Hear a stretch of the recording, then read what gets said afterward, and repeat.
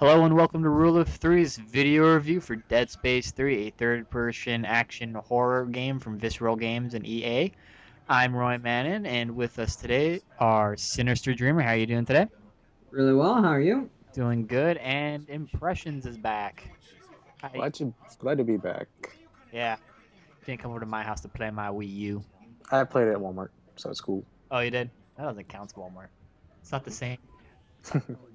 Okay, so anyway, we're gonna be talking about Dead Space 3 today, and the first thing I want to get out of the way is the three of ours history with the series, since this is the third, well, technically the fifth installment, I think, of the main series, because you have a couple of there's the. But anyway, I've played all of them, but the one for the mobile phone. My favorite's two, just because I felt that it solidified all the mechanics from one, and I just enjoyed the story and lore. There you go. Sinister, what about you? I've only heard of the games. I've never actually played any of them. This is the first time I've actually played a Dead Space game. Okay. Impressions? The same for me. Instead, I will say why. Um, I just want to say that this franchise was, when it was described to me, horrendously misrepresented and basically undersold when they told me about it. All it was described to me as was a third-person shooter wherein you have the option to switch between vertical and horizontal line shots. It's like, that's all they told me. They And missed then some real points. based on that description, I never bothered to pick up the series. And now having picked up three, I'm really curious about the rest of them. I mean, considering trying them out, but we'll I, see. Have I, time for that. I would recommend both play. I can play 1 and 2. Okay, so now that we got that out of the way, we're gonna talk about the first major thing with the game, which is the story. Dead Space 3 has it's one story, but there's two aspects to it. There is a single player storyline, and there's a additional co-op storyline, kind of a soldier named Carver, who is Isaac's partner in this game. I only played the multiplayer. Well, that's not true. I did a little bit of the single player, but I did my entire gameplay was because if you've heard anything about Dead Space 3, there are certain aspects of the game, story-wise, that you can only do if you're playing multiplayer. So, with that out of the way, I'm gonna say, in my opinion, I thought the storyline in this one, it was okay. Having played, like I said, since I'm the only one who's played the past ones, I think this is the weakest one story-wise. I think the other ones did a better job with the lore and setting up a lot more. Whereas this one just kind of, there's a lot of, I guess, plot holes I kind of found. I got confused at a couple of points. But the Carver storyline, which is the multiplayer part, I thought that storyline was pretty good.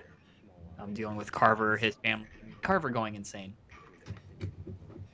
It's alluded to in the main storyline. You pick up on it. Yeah, But multiplayer. I imagine it's elaborated more, especially with everything that they hint at in the series. Yeah, this one, when you play multiplayer, you actually get to see the craziness happen, and that actually unlocks kind of side missions and a couple other fun things you can do. Fun times. Yeah, so impressions? You go next. What was your thought on story mode? Again, not having played any of them, this was kind of my first time exposure to the lore. And I gotta say, even though I don't know, you may say the story feels weak, because it's my first exposure to it. I actually thought it was pretty in depth. I was absorbing it what I could, picking up on the background of the markers, picking up on the previous relationship that Isaac had with Elise. And I guess it's because obviously these are things that anyone who's played the series already knows, but me not having done so, it's just all kind of like it's like you're looking at a book when there's there's a prequel, Mm-hmm. or I guess this one part 3, and there's part 1 and 2. But so I guess because of that, I was actually very intrigued.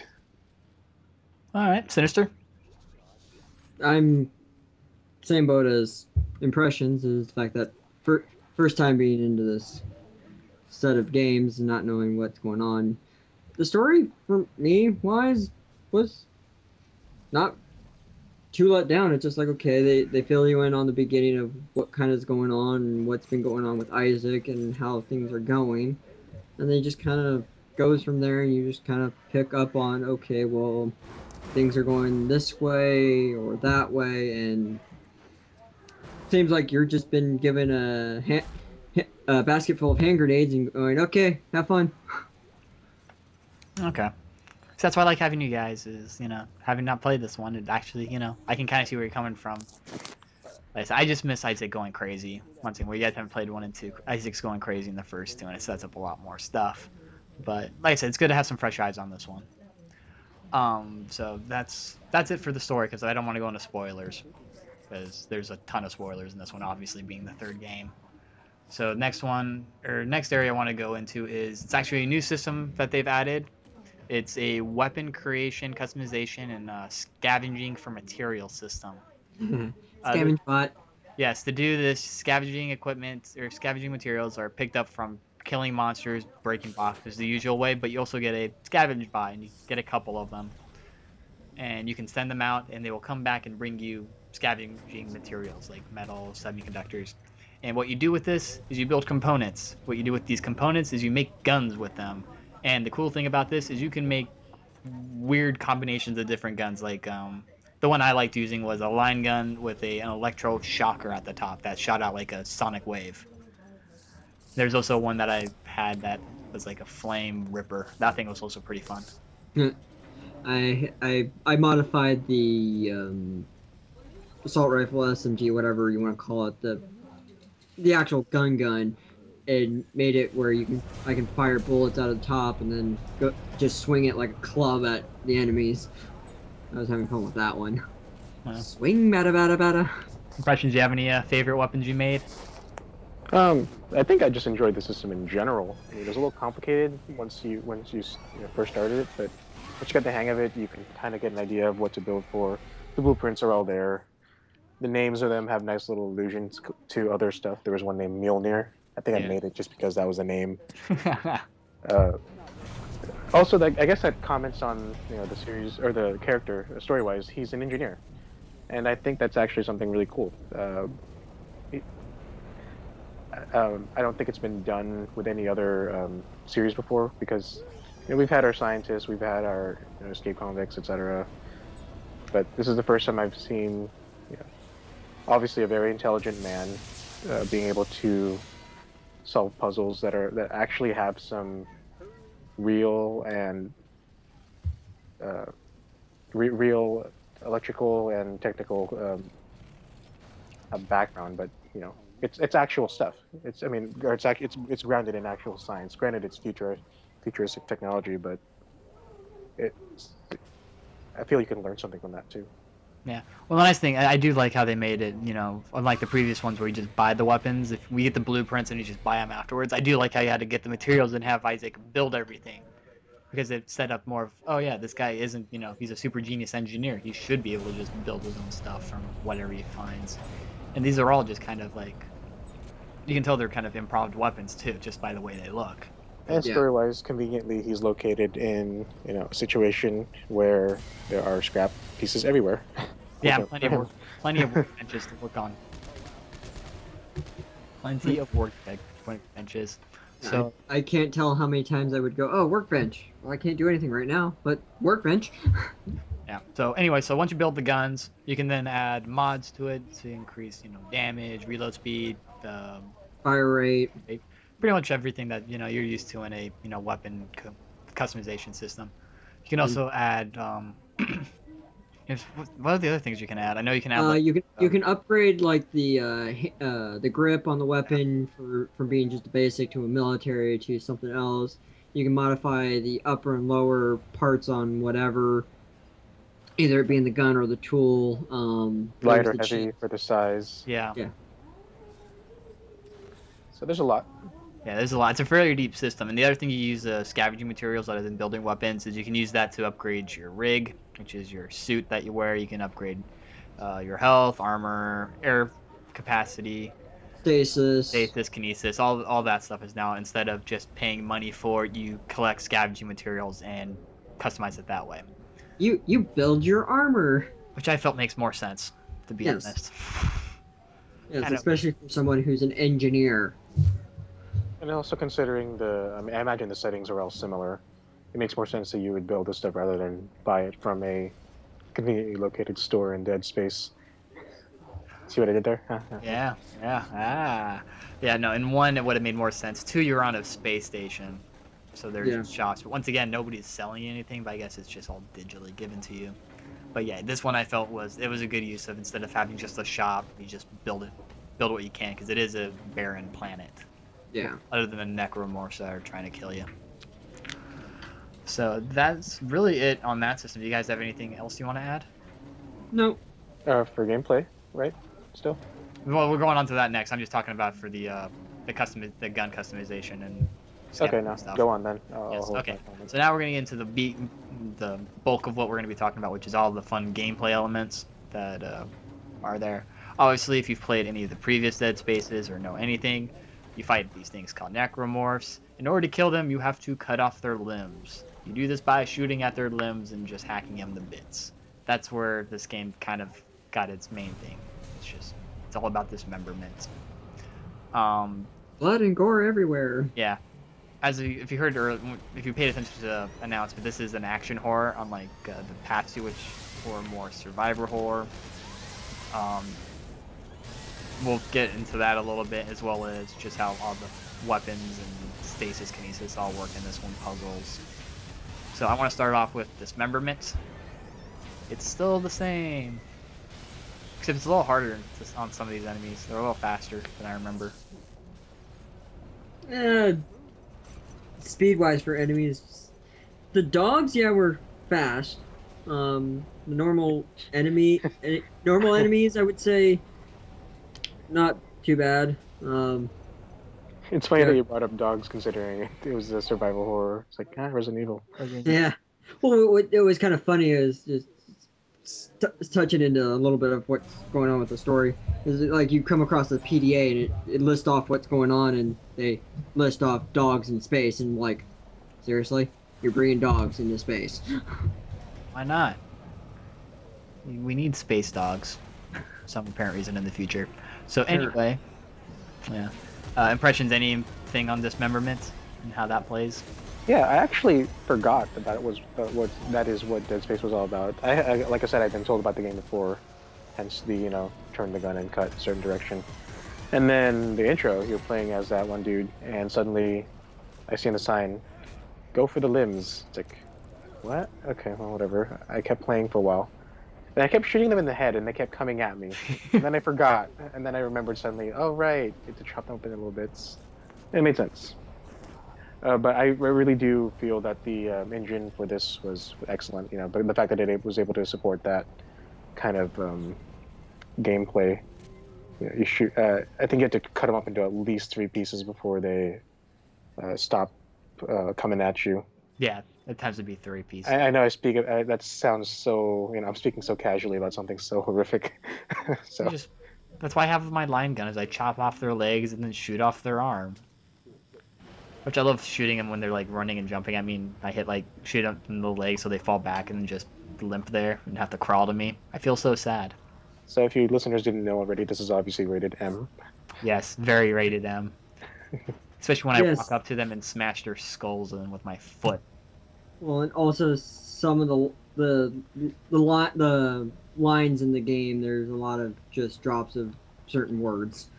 Yeah, language in this one, it got a little bit more rev dump than in past ones. I don't remember the language being as bad as in 1 and 2. This one, definitely a lot more language.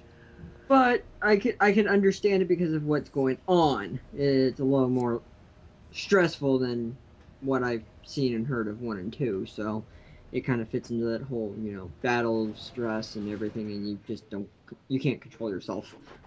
Yeah.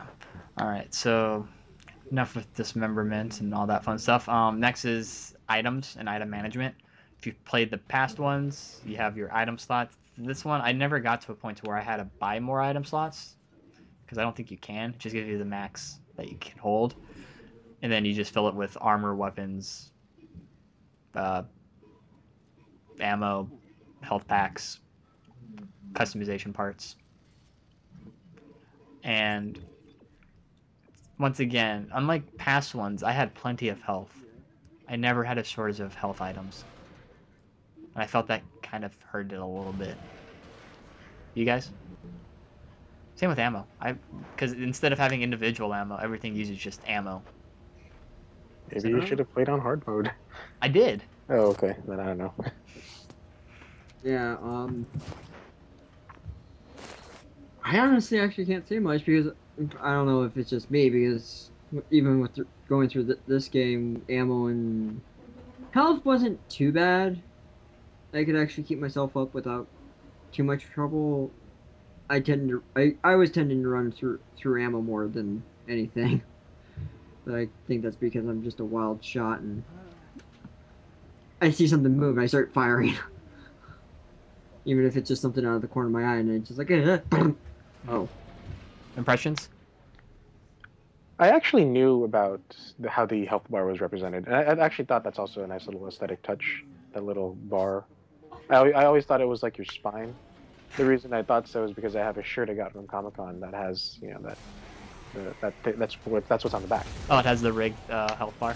Yeah, and then I kept wondering, what is this? And then suddenly I played the game. It's like, oh, that makes so much more sense now. And then I guess, as you say, back when it was survival horror, that's like one of the things you could see because it was so dark, was your health like shining in the darkness. And then the fact that it's dwindling and you really can't do anything about it back when it was, you know, harder. Well, survivor horror, when you had to actually, you know, say it out. Now it's just like it's just there, you know, it's more just a visual aesthetics. Yeah, like I said, this is more action heavy than it was than the survival aspect, but it's just if you look at my inventory, it's like 5 things of, you know, ammo, and then the rest of it's just health. Again, it's like 15 slots. Yeah, again, I guess you can draw the comparison from Resident Evil, where from survival to action horror. Yeah, I would say this is kind of like Dead Space 2 to Dead Space 3 is like 4 to 5, almost. All right, that makes sense. That's the closest comparison I could say in terms of how it feels.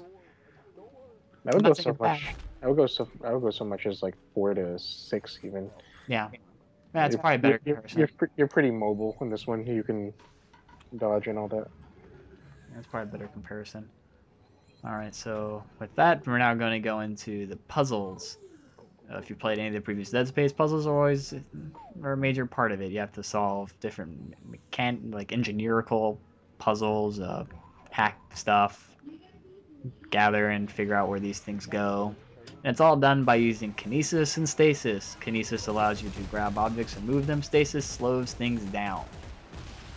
I thought the puzzles in Dead Space 3 were, you know, weren't as intricate as some of the older ones, but were, you know, it was built, you know, they have a co-op element.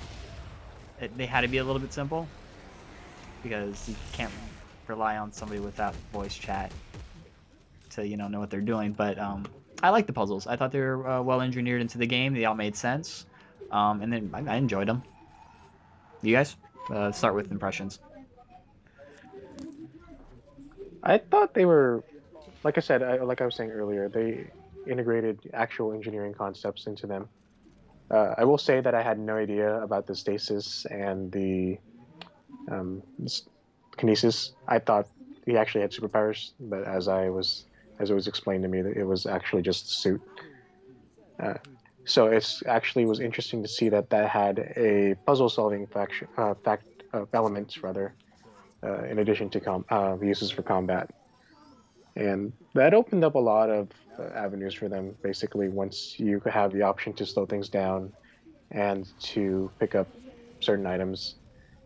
They were able to integrate that successfully both into combat and into puzzle solving. So it was very cool, again, but I guess it's nothing new to Dead Space. It was new to me, but I am impressed by it. Synyster? I actually don't have much to say on this topic. You don't have anything on the puzzles? You didn't like them or anything? They weren't hard, but they weren't easy. They were, honestly, it was like, it took me a couple minutes, like, okay, I sit there, look, go, oh, okay, it's this, done. Go to the next one. Oh, it's this, done. There wasn't really any challenges to them. Oh, that's right, you guys didn't do co-op, that's right. I keep forgetting there's a co-op puzzle that requires a little bit of thinking. Because it's like it's like you're out in this on the space station. For one of the puzzles was you're powering up a generator. It's like, oh, clamp down, start spin this. Okay, done. There's the engineering panels. Move, done. It's like, okay. Yeah, those ones are easy. It wasn't so much just the puzzle solving element of it. It was more to propel the story. That's what it was for single player. Like, for example, you have to fix the train. In order to fix the train, you have to fix the electrical component that turns on the track. And then you had to move the supplies that were on the rail, and it was like, oh, switch, done. The single player puzzles just seem... It was basic. I can't really compare. I have nothing to compare them against, but they weren't that difficult. They weren't difficult, but they weren't easy. It was like, okay, it took you a couple tries to figure out, oh, that's how I'm supposed to do it. But done. And once you figured it out, it was a snap. Yeah. Well, that's, I think, how puzzles should work in some of these games. Although, not like... Especially with the co-op element. I mean, like, if you play older Resident Evil and Silent Hill where other puzzles got kind of ridiculous, this is more of an action tile. So if they have these puzzles that needs to be able to be solved quickly to keep the, game moving. But I'll take an example because, like I said, co-op work differently with puzzles. The one generator thing that Synyster was talking about, where you have to, clamp it down and then move it. Yeah. In multiplayer, the way it works is you have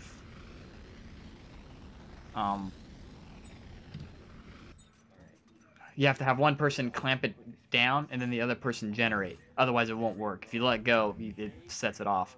And then there's another one. Once again, it's a co-op area only. Is you have panels and you have to figure out which way they go and have all the circuits connect in the right way in order to unlock something. So I mean, the co-op puzzles I felt were a little bit more difficult than the single player portion puzzles. With or without comms? Without. I didn't have anybody to talk to with comms. I don't have sound anyway when I'm playing most of the time. I have subtitles and I play it in the dark with no sound. So I can't hear the vents opening or anything. Because that's how, I like playing my games. Or I have had headphones on, but I don't talk. I don't like talking to people online. Anyway, back on topic. So that's my feeling, at least on puzzles. I thought they were okay. I thought they were fun. At least the co-op ones that I did were.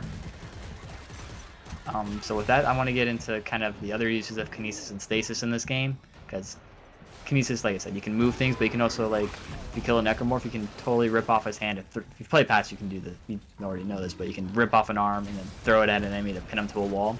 That's always fun with kinesis. In stasis, you can shoot an enemy and it'll slow them way down. And then you just kind of wail on them while they're super slow. And that's also very useful, especially when you have a bunch of them. You're like, oh crap, this one's getting a little too close. Slow, kill the other one. Oh, he's still slow, and then finish him off. I've always liked kinesis and stasis in Dead Space. I think it's one of the stronger touches it does for the gameplay. Synyster, you?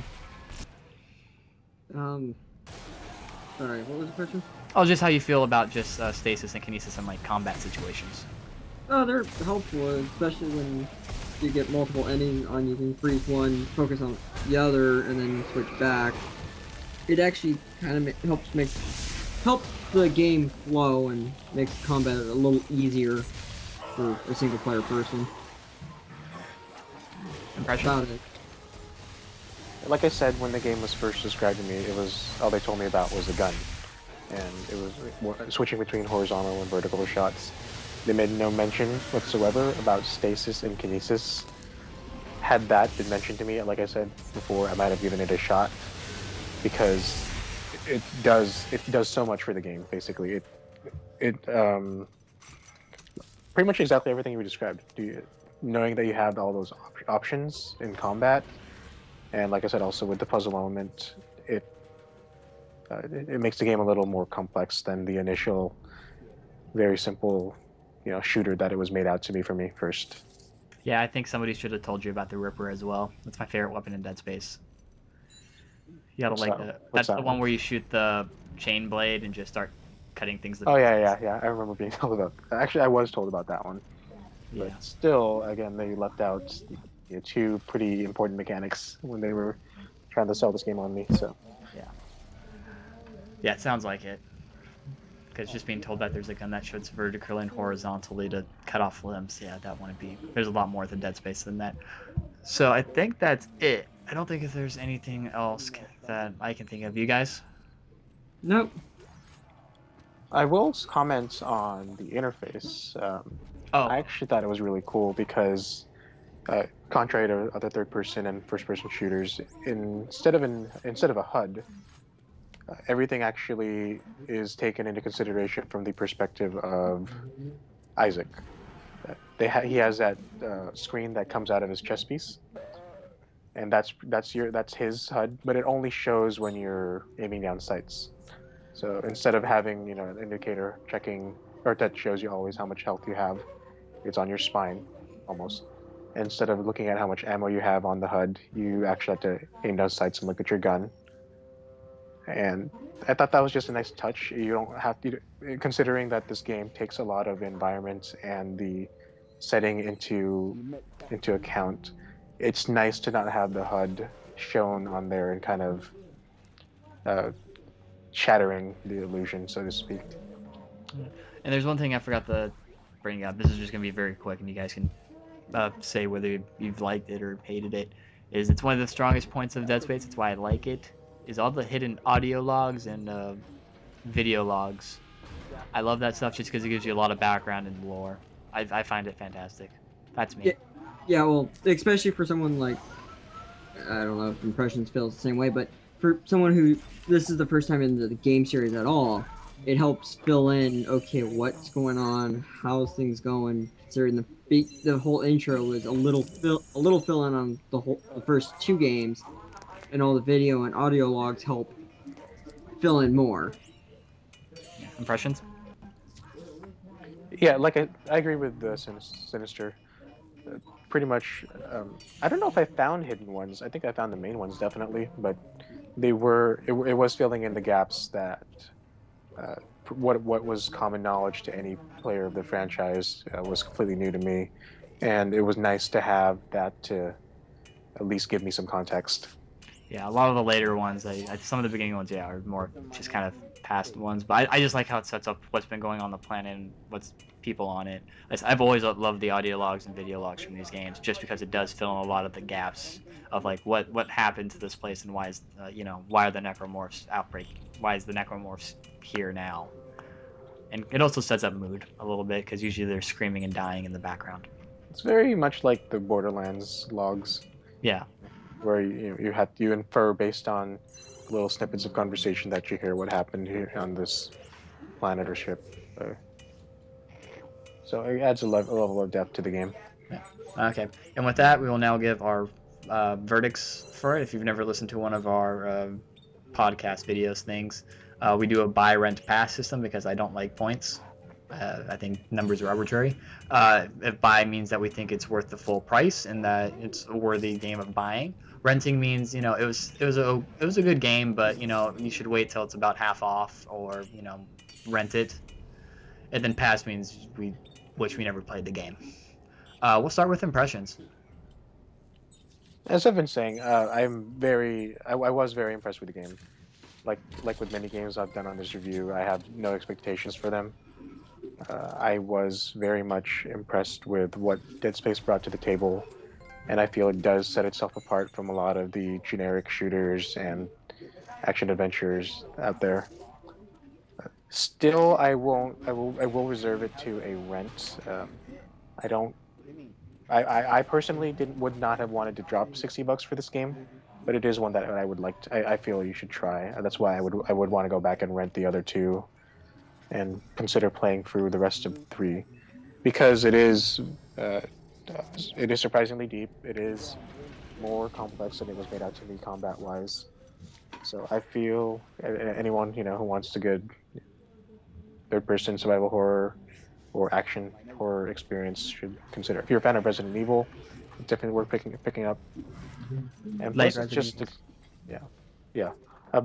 plus it's just it's a solid game. I mean, I probably wouldn't have given it as high a score as like Game Informer did. I think they gave it a 9.75, and that's pretty high. No numbers. That's theirs. That was their score. Oh, okay. Yeah, that's what they gave it. So Again, just going off, but I wouldn't rate it that high. But that's why I placed it at rent. All right. Synyster. I'd give it a rent because it's a game that you really can't just jump into without really knowing what's going on. But it's still fun to be able to just jump in and shoot these alien things and still be able to have a nice action horror game and call it a day. All right, and I'm also giving it a rent. Very different reasons though from these two. Like I said earlier, I feel this is the weakest of the Dead Space franchises, story-wise. If you don't have the multiplayer, I feel you're missing out on probably some of the best, and I don't think that should be the case. Mainly because it requires an online pass, so that is going into effect. And while I do like the weapon creation, it's just the game itself is not as strong as I felt 2 was. I felt 2 was the stronger one. And I do, Dead Space 3 is a good game. I just don't think it's as good as previous ones, so that's why I'm giving it a rent. So there you have it, 3 rents. And I thought one of these two would actually give it a buy based on their conversation. We don't tell each other what we're going to give it. I think that probably was me. I really was impressed with the game, but I Yeah. just don't think it's worth the $60. Well, no, both you impressions were, or you and Synyster were both like, yeah, it was really fun. So I thought maybe one of you would give it a buy, but that's fine. So you have 3 rents, and that's it for Dead Space 3. Next week we are doing Aliens Colonial Marines from Gearbox. That should be interesting.